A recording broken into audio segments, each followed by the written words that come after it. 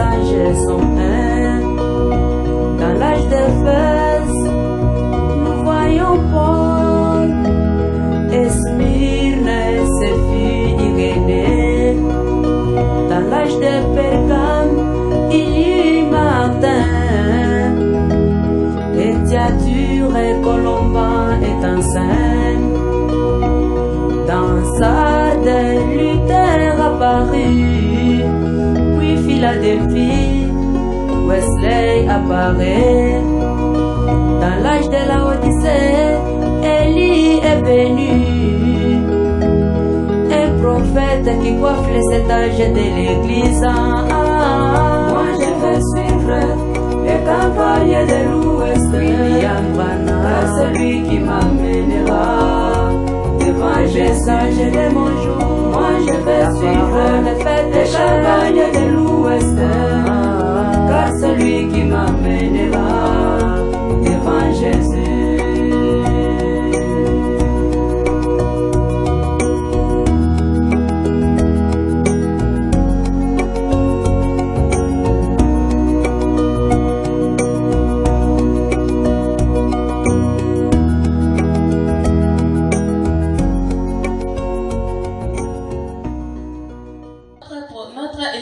Aujourd'hui sera porté sur 3 thèmes appris à l'école de dimanche: la Bible, les influences et la Noël.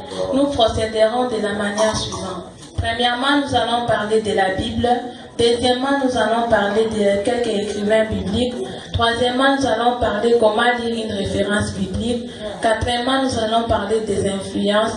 Enfin, nous allons parler de la Noël avant la conclusion. Nous allons parler de la Bible. Qu'est-ce que la Bible?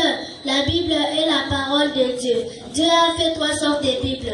La première est appelée les Zodiacs. La deuxième est appelée la pyramide.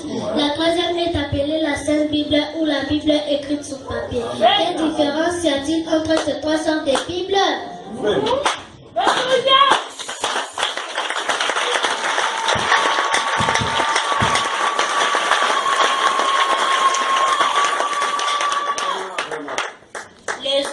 Est constitué des aspects que l'Éternel avait créés et placés dans le ciel pour éclairer la terre et pour fixer les temps, les époques et les années. Chaque astre reste toujours à son poste depuis que l'Éternel l'avait placé, comme les montres, les soleils qui se lèvent chaque matin pour éclairer et pour accomplir sa mission que l'Éternel lui avait confiée. C'est une leçon pour tout chrétien qui doit rester toujours à son poste du devoir, par exemple, venir adorer le Seigneur chaque fois qu'il y a qu'il Une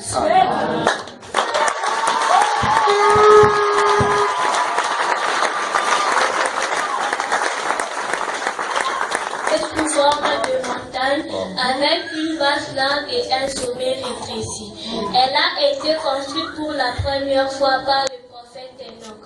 La pyramide représente les fils des nations qui avaient commencé avec l'apôtre prophète Paul, et lorsqu'arrivait sa fin, Dieu nous a envoyé un messager en la personne de William Mario Branham avec l'esprit et la puissance d'Élie.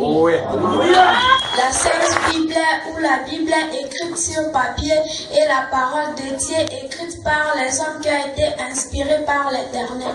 Elle est composée de l'Ancien et du Nouveau Testament. Elle possède au total 66 livres.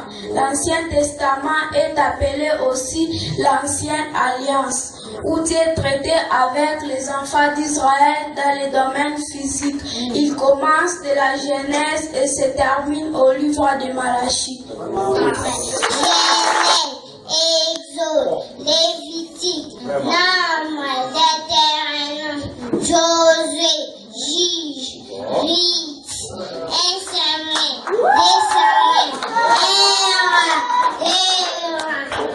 Chronique, des Chroniques, Esdras, Néhémie, Esther, Job, Psaume, Proverbe, Ecclésiaste, Cantique des Cantiques, Ésaïe, Jérémie, Lamentation de Jérémie, Ézéchiel, Daniel, Osée,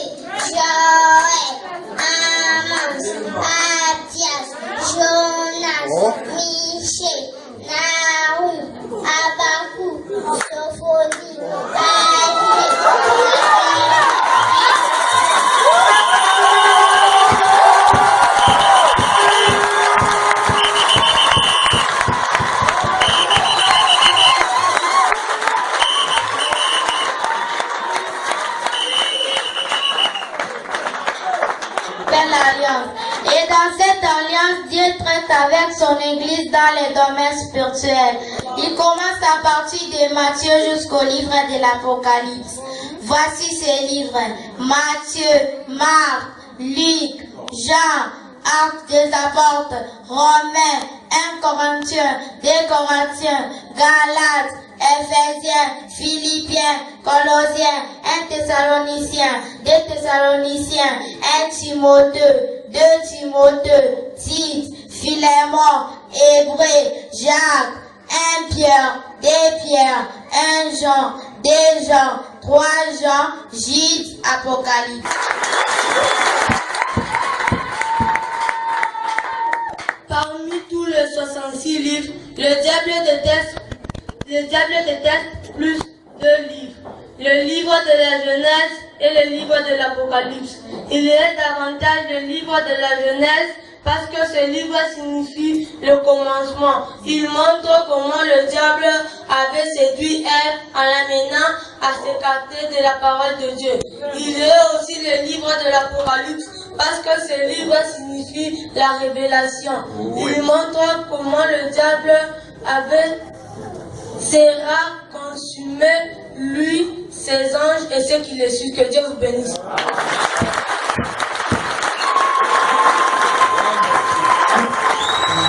Je crois les 4 personnes qui vont essayer d'exposer sur ce point-là. Na wale waine ndio wataonesha ile manuta. Je m'appelle Moïse, fils d'Amram et de Jécobel. Je suis né et grandi dans la maison de Pharaon jusqu'à 40 ans d'âge. Je me retrouve au pays des mendiants chez mon beau-père Jéthro où je garde les troupeaux. J'entends une voix. Moïse, Moïse. Qu'est-ce que je vois? Un buisson ardent en plein feu qui ne se consume point. Quand j'ai voulu comprendre qu'est-ce que c'est, j'entends une voix.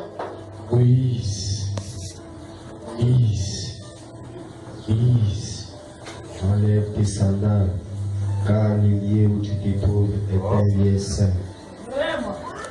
Plus tard, la même voix me dit.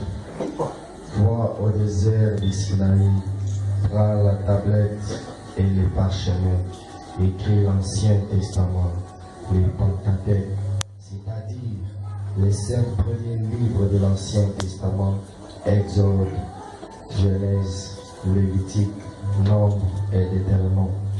Ainsi, dans ce lieu désert, j'ai été inspiré pour écrire l'Ancien Testament par la grande colonne des feux.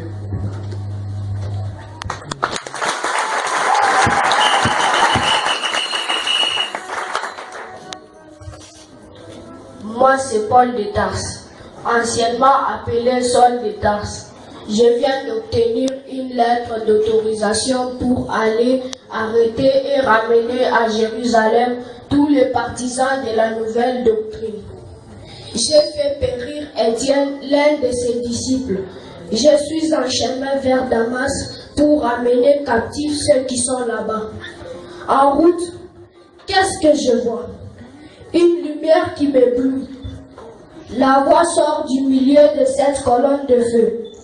Saul, Saul, Saul, pourquoi me persécutes-tu?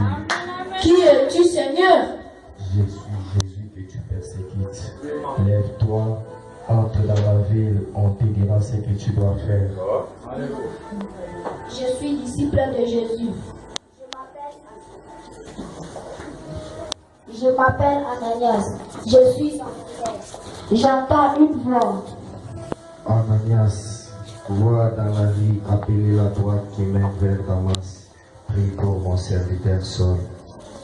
Mon Seigneur, j'ai appris beaucoup de tout le mal que cet homme a fait à tes saints à Jérusalem. Voici, car cet homme est un instrument que j'ai choisi pour faire connaître mon nom au milieu des Juifs, aux rois et aux Israélites. Une fois entré dans la maison, j'ai prié ainsi. Seul mon frère, le Seigneur, le Jésus, qui t'est apparu sur le chemin de Damas, m'a envoyé pour prier pour toi, afin que tu recouvres la vue et tu sois baptisé du Saint-Esprit.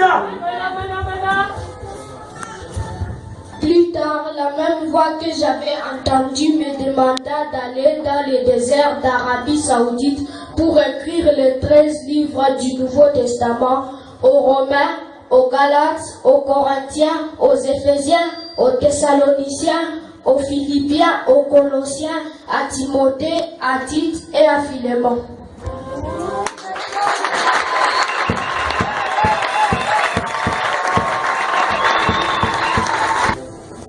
Je réponds au nom de William Marion Branham. Je suis né le 6 avril 1909 à 5h du matin dans une cabane située dans le domaine agricole de Kentucky en Indiana. À ma naissance, un rouge-gorge avait chanté afin que je proclame la parole de Dieu. Alors que mon père Charles Branham avait 18 ans et ma mère Ella Branham avait 15 ans. La colonne de feu s'était posée au chevet de mon lit. Alors, cela étonnèrent ma mère et toute assistance. À cet âge d'âge, pendant que je transportais de l'eau, j'ai entendu une voix sortie de l'arbre disant: ne fume jamais, ne bois jamais, ne suis jamais ton corps de n'importe quelle manière, car j'aurai une œuvre à faire avec toi quand tu seras grand. J'ai eu peur, j'ai laissé tomber les seaux pour rentrer vite à la maison et raconter cela à ma mère qui ne comprenait pas le mystère.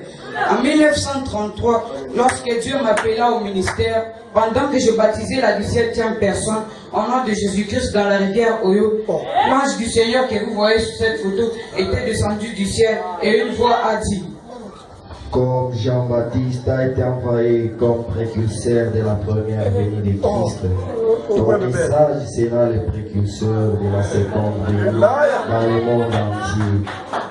En 1960, il me parla encore: quitte la côte est et vois dans la côte ouest, précisément à Tucson, en Arizona, dans un lieu désert, pour recevoir la révélation. Le mystère caché d'Apocalypse. Plus tard, en 1933, je me suis retrouvé à Sabino Canyon où j'ai reçu une épée dans ma main, symbole de la parole de Dieu. Sous la montagne du soleil couchant, les anges m'ont apparu dans une grande constellation en vue de la révélation de cette eau. Car la révélation de cette eau explique et interprète clairement les mystères de la Bible, l'Ancien et le Nouveau Testament. Que Dieu vous bénisse.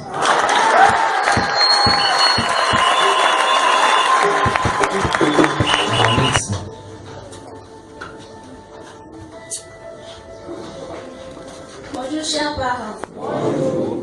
Je réponds au nom de Hop Julie. Nous allons parler de notre thème intitulé la lecture de la Bible.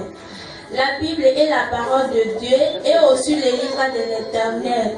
Nous avons 3 recommandations pour ce qui concerne la lecture de la Bible. Le livre d'Ésaïe, chapitre 34, verset 7 dit: consultez le livre de l'Éternel et lisez. Le prophète Branham dit: un chrétien lit sa Bible chaque jour. Il dit encore: communez avec la Bible pour être Christ, afin d'inviter la délivrance du venir. C'est ça.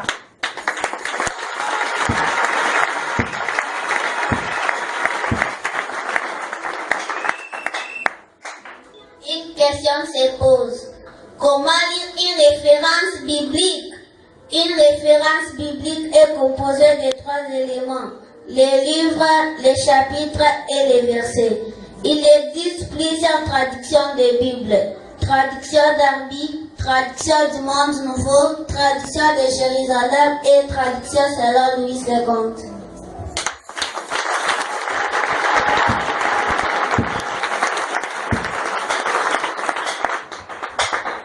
Par exemple, comment procéder pour lire le livre de Matthieu, chapitre 24, le verset 24.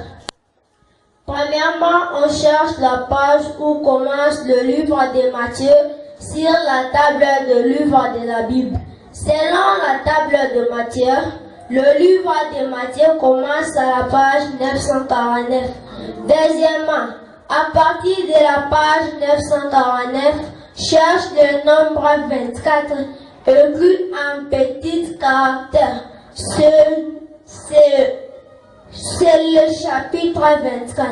Troisièmement, à partir du chapitre 24, cherche le nombre 24 écrit en petits caractères. Ce nombre représente le verset 24.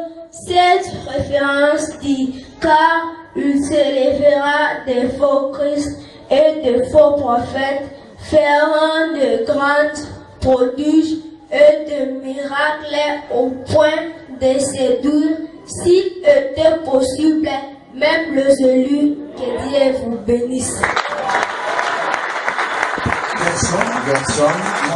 Naomi, Isaac, Gertrude, qui parleront sur les influences.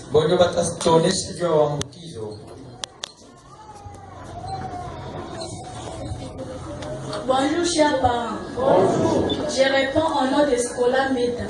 Nous allons parler de notre terme intitulé les influences. Le livre de 2 Corinthiens chapitre 3, le verset 2 nous dit: nous sommes des lettres écrites et lies de tous les hommes. Ce que nous faisons dans la vie, nous influençons les autres. Nous devons surveiller chaque mouvement que nous faisons parce qu'il y a toujours quelqu'un qui nous observe. Lorsque nous savions que nous sommes chrétiens, nous devons être une Bible qui marche. Les païens ne veulent pas lire la Bible écrite, mais ils nous observent. Si nous agissons comme des païens, cela les empêchera de venir en Christ. Et nous serons une pierre d'achoppement pour eux et nous allons répondre au jour du jugement. Et si nous agissons correctement, nous allons amener les âmes à Christ. Pour cela, je demande aux autres d'écrire des sortes d'influence.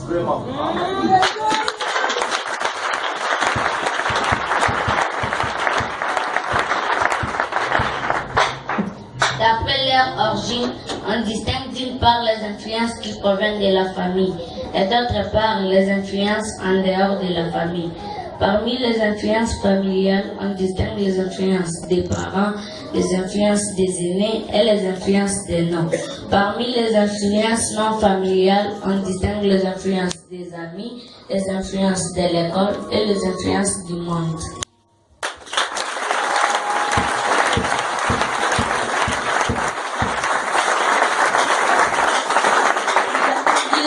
De même pour nous les aînés de la famille.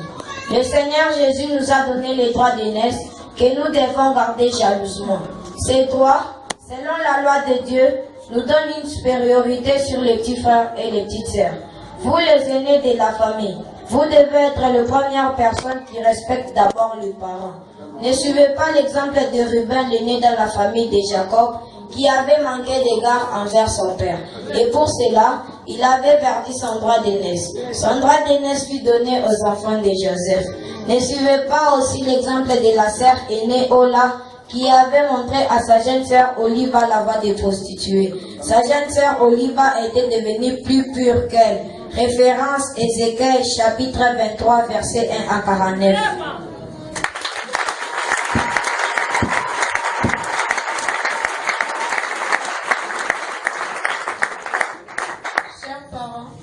Ce que nous les enfants nous sommes aujourd'hui et ce que nous serons demain dépend de nos familles.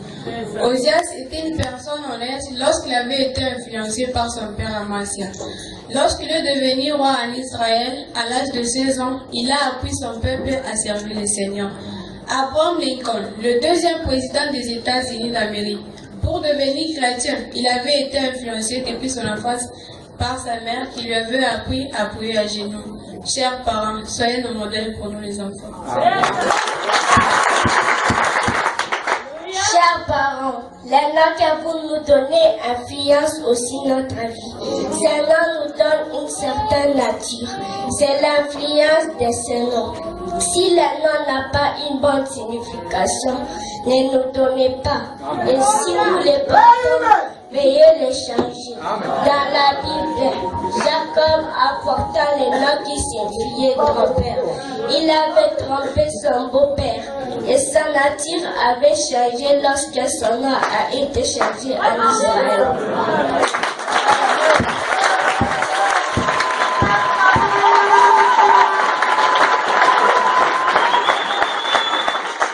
Enfin, nous sommes aussi appelés à faire attention aux influences en dehors de nos familles.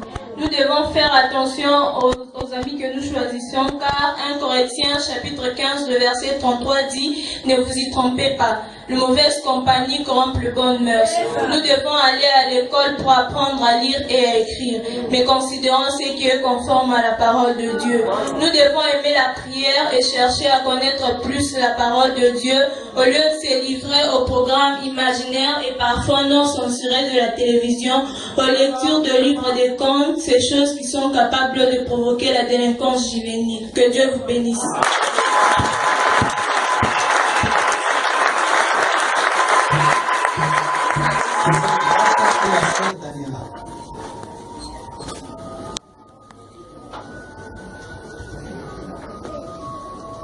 Bonjour chers parents, je réponds au nom de Mamie Bibi.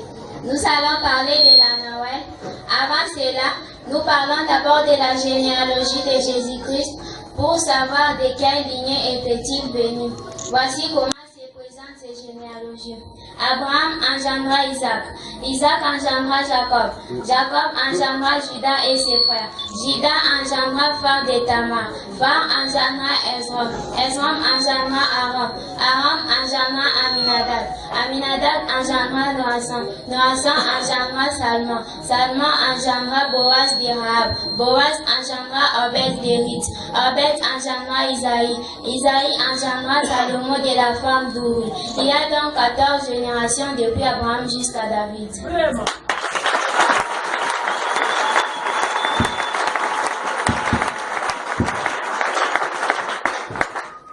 Le roi David engendra Salomon de la femme d'Uri. Salomon engendra Roboam. Roboam engendra Abia. Abia engendra Asa. Asa engendra Josaphat. Josaphat engendra Joram. Joram engendra Osias. Osias engendra Joatam. Joatam engendra Achaz. Achaz engendra Ézéchias. Ézéchias engendra Manassé. Manassé engendra Amon. Amon engendra Josias. Josias engendra Jéconia et ses frères au temps de la déportation à Babylone. Il y a encore 14 générations depuis le roi David jusqu'à la déportation à Babylone.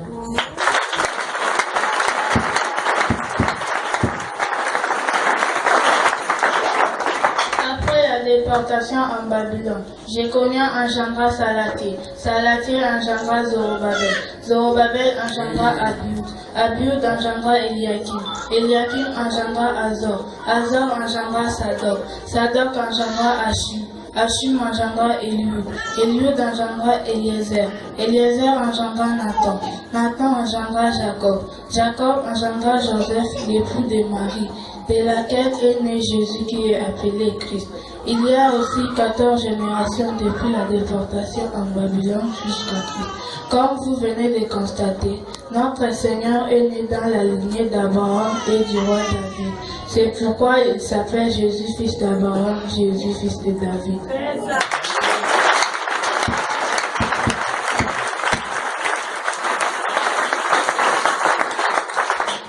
Pour exprimer l'amour les uns envers les autres, les gens échangent des cadeaux. Notre Dieu, pour montrer son amour envers l'humanité, il a envoyé un grand cadeau au monde à la personne de Jésus-Christ. Christ était né en avril à Bethléem, dans une étable à travers la Vierge Marie. Le mot Noël signifie la naissance de Christ. En retour, nous aussi nous devons donner à Dieu notre corps, notre esprit et notre âme. Lui donner notre corps pour qu'il l'utilise. Lui donner notre corps, lui donner notre esprit pour avoir des bonnes pensées. Lui donner notre âme pour le Saint-Esprit y habite. C'est ça la vraie Noël. Que Dieu vous bénisse.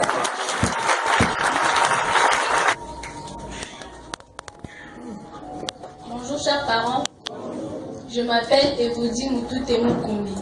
Nous remercions notre Dieu, le Dieu de William Marion Branham pour sa protection durant l'année 2016. Nous les bénissons aussi pour nous avoir donné un si bon et honnête pasteur, je cite, Élisée Bopé, qui nous garde dans la vraie doctrine de la parole de Dieu, en nous répétant mot à mot tout ce que l'homme de Dieu a dit pour notre foi. Nous le remercions aussi pour ses prières adressées à Dieu à notre faveur et à la faveur de l'Église tout entière. Que l'Éternel bénisse les moniteurs qui sont Frère Victor, frère Franck et frère Donna pour leur disposition à nous enseigner des leçons qui font de nous des bons enfants et plus tard des meilleurs chrétiens.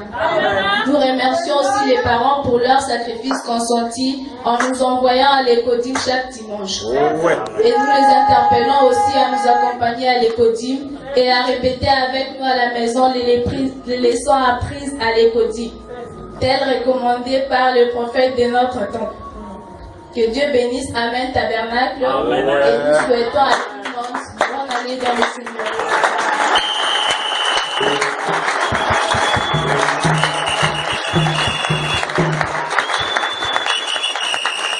Pasteur Élisée Bopé, notre cadeau de fin d'année 2016.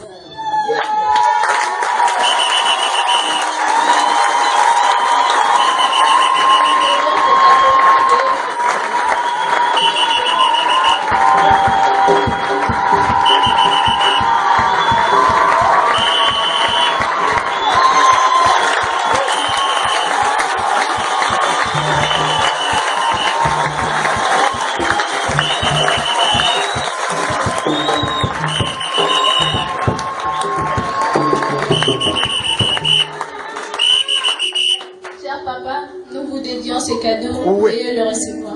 Que Dieu vous bénisse.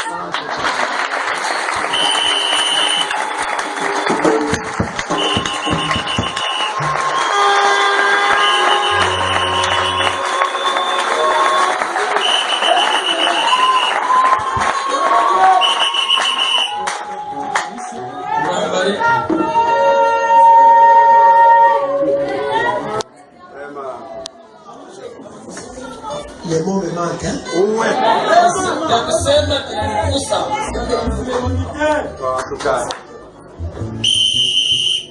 S'il y a quelque chose que Dieu peut faire pour le frère Victor, le frère Franck, le frère Donna, je lui demande ce matin de le faire.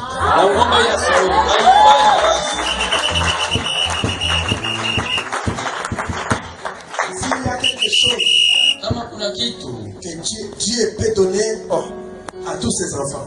Qu'il leur donne ce matin. S'il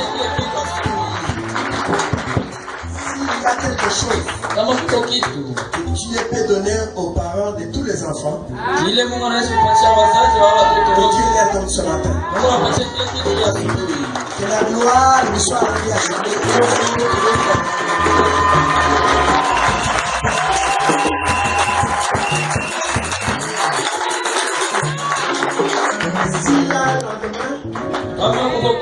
Ce sont des pasteurs de demain. Les véritables sœurs de demain. Les véritables frères de demain. Les diacres de huissiers. Puisse le Dieu de William Branham bénir ses enfants. Amen.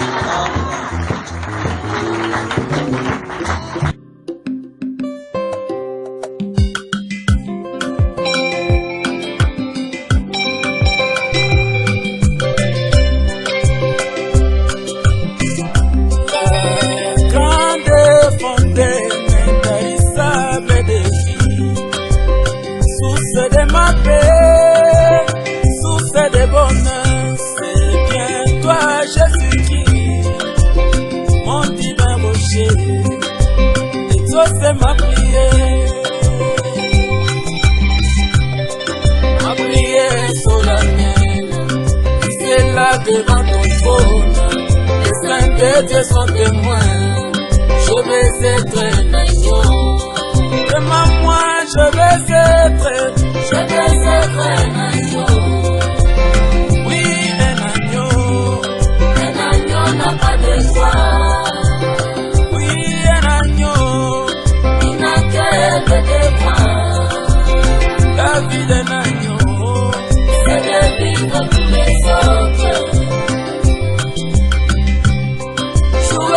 Dans la prière, dans le travail de l'âme,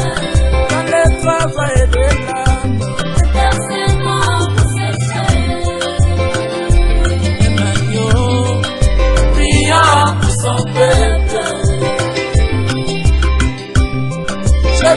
être un agneau.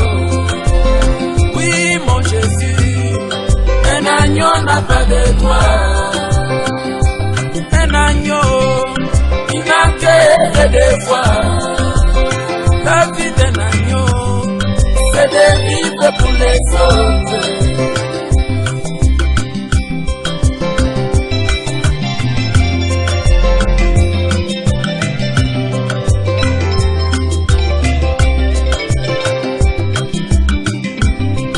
Un agneau porte